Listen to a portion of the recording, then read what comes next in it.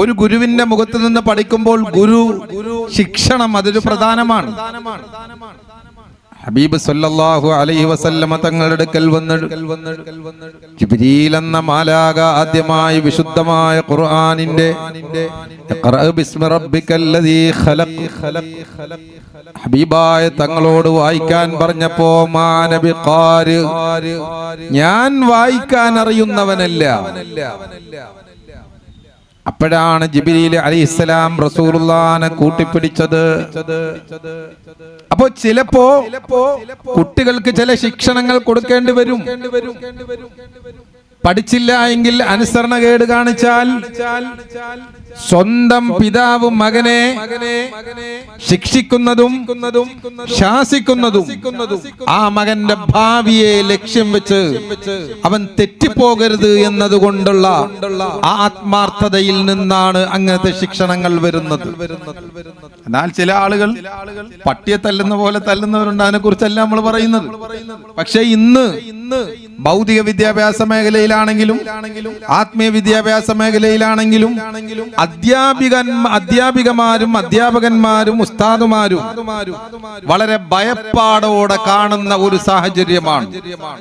ഒരു കുട്ടി പഠിക്കാത്തതിന്റെ പേരിൽ ഒന്ന് ശാസിച്ചാൽ, ഒന്ന് അല്പം ശബ്ദമൊന്ന് ഉയർത്തി എന്തെങ്കിലും പറഞ്ഞാൽ ആ ശബ്ദം ഉയർത്തുന്നതിനെയും പീഡനമായി ചിലപ്പോൾ പോസ്കോ പ്രകാരം ആ നിരപരാധിയായ ആളെ സമൂഹത്തിന്റെ മധ്യത്തിൽ അതാ താറടിക്കാൻ വേണ്ടി അത്തരം ചില പ്രവണതകൾ കണ്ടുകൊണ്ടിരിക്കുകയാണ്. ഒരു പള്ളിയിൽ ജോലി നോക്കുമ്പോൾ അല്ലെങ്കിൽ ഒരു മദ്രസയിൽ ജോലി നോക്കുമ്പോൾ ഏതെങ്കിലും ഒരാൾക്ക് ഒരു ചെറിയ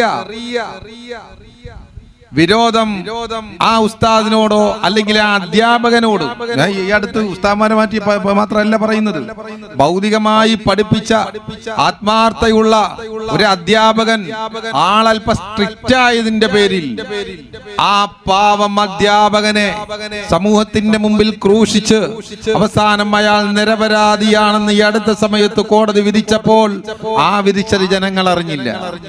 അതേസമയം അദ്ദേഹത്തിന് അപരാധത്തിന്റെ ചാപ്പ കുത്തിയപ്പോൾ സോഷ്യൽ മീഡിയകൾ അദ്ദേഹത്തെയും അദ്ദേഹത്തിന്റെ ആ സേവനത്തെയും മറന്നുകൊണ്ട്, അദ്ദേഹത്തിന് ഒരു കുടുംബമുണ്ട്, മക്കളുണ്ട്, എല്ലാത്തിനെയും വിസ്മരിച്ചുകൊണ്ട് സമൂഹമധ്യേ അദ്ദേഹത്തെ വളരെ മോശമായ രീതിയിൽ മോർച്ച ചെയ്യുന്ന സാഹചര്യങ്ങളും നമ്മൾ കണ്ടതാണ്. അപ്പൊ നമ്മൾ ചിന്തിച്ചു നോക്ക്, ഇന്ന് നമുക്ക് നമ്മുടെ മക്കൾ നമ്മുടേതല്ലാതായി മാറുന്ന ഒരു സാഹചര്യത്തിലേക്ക് മാറുകയാണ്. എന്തുകൊണ്ട്? സ്കൂളുകളിൽ അധ്യാപകന് ഗൗരവത്തോടെ ആ കുട്ടിയോട് തെറ്റ് കണ്ടാൽ ചൂണ്ടിക്കാണിക്കാൻ പറ്റുന്നില്ല. മദ്രസയിൽ അത് കഴിയുന്നില്ല. മദ്രസയിൽ അങ്ങനെ ഏതെങ്കിലും ഒരു ഉസ്താദ് സ്ട്രിക്റ്റ് ആക്കിയാൽ പിറ്റേന്ന് പത്രത്തിൽ വരും പീഡനം എന്ന് പറഞ്ഞിട്ട്.